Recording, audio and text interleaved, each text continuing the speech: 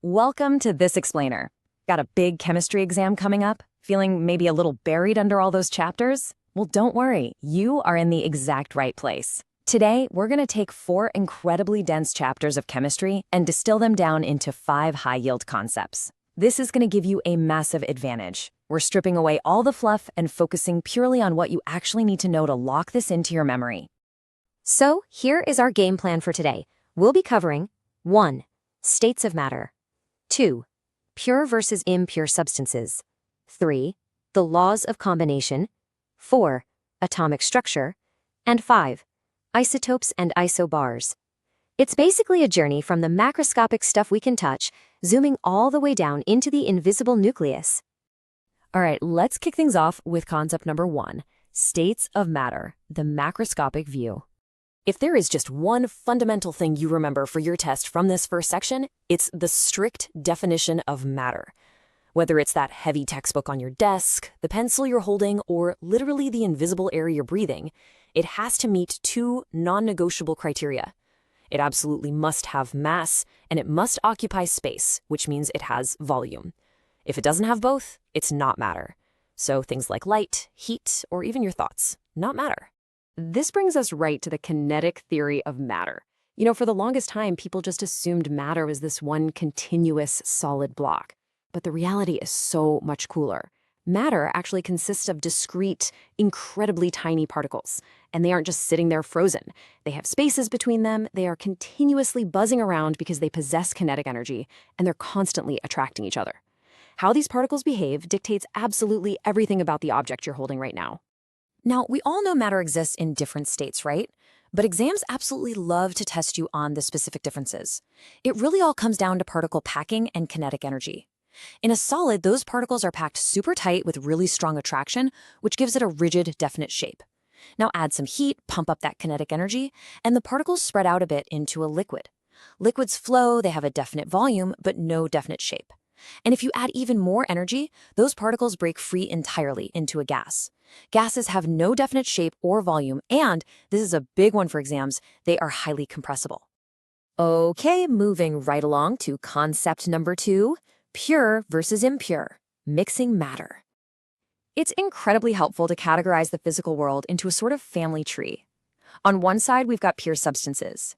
These break down into your basic elements. Think pure gold or pure oxygen, and compounds, like water.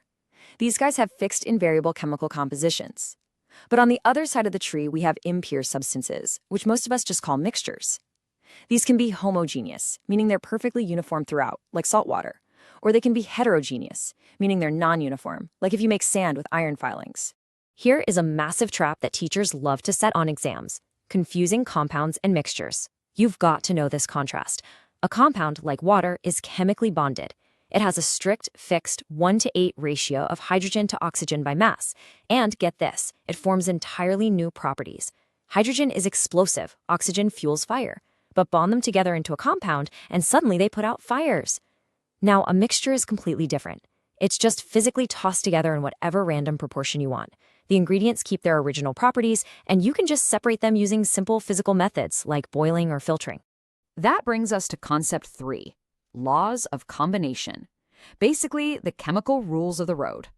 When elements combine, they follow strict rules, and the absolute bedrock rule is the law of conservation of mass. This foundational law means that if we perfectly balance our chemical equations, the total mass of the starting reactants is going to perfectly equal the total mass of the end products, every single time. The universe doesn't just magically create or delete matter during a reaction, it's literally just rearranging the particles. To make sense of these combination laws, John Dalton came along in 1808 with a few punchy postulates. He said matter is made of indivisible atoms, basically tiny indestructible building blocks. He stated atoms are never created or destroyed, which perfectly explains that conservation of mass we just talked about.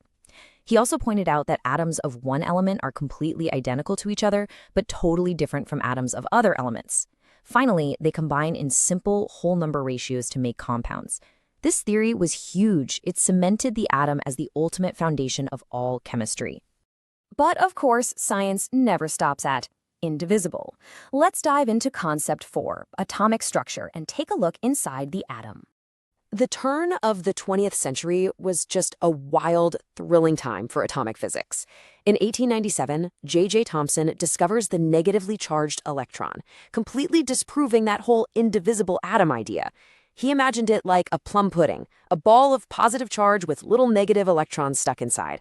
But then 1909 rolls around. Ernest Rutherford shoots alpha particles at a gold foil.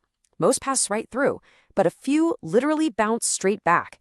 This was mind-blowing because it proved atoms are mostly empty space, but with a tiny, ultra-dense, positively charged nucleus right in the center.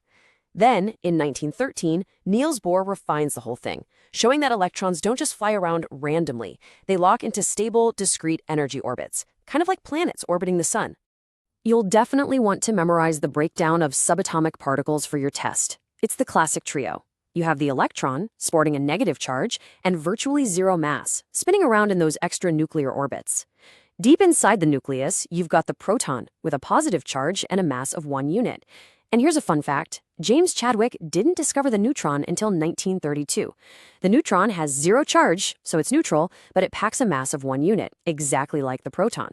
What this really means is that virtually all the heavy lifting, the entire mass of an atom, is crammed into that unbelievably tiny central nucleus.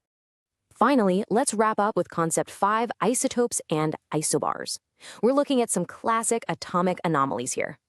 You absolutely have to know the difference between these two. Remember how Dalton said all atoms of the same element are identical? Well, he was slightly off. Isotopes are atoms of the exact same element, meaning they have the exact same number of protons, but they have a totally different mass number. Why? Because they've got varying numbers of neutrons packed into their nucleus, so they're essentially heavy and light versions of the same element. Isobars are the exact opposite. They are entirely different elements, meaning different atomic numbers, but by pure coincidence, their protons and neutrons happen to add up to the exact same total weight. Get those two definitions straight, and you're going to nail those tricky multiple choice questions. So as we wrap up this explainer, just take a second and look around the room you're in right now. The desk you're studying at, the water you're drinking, the air filling the space around you. Think about how the kinetic theory is literally keeping your desk solid, or how chemical compounds are interacting inside your own body, or how the atomic structures of oxygen and nitrogen are just floating in the empty space right in front of you.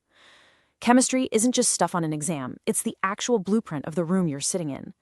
Review these 5 key concepts, visualize how they break down, and you are going to walk into your exam feeling completely confident.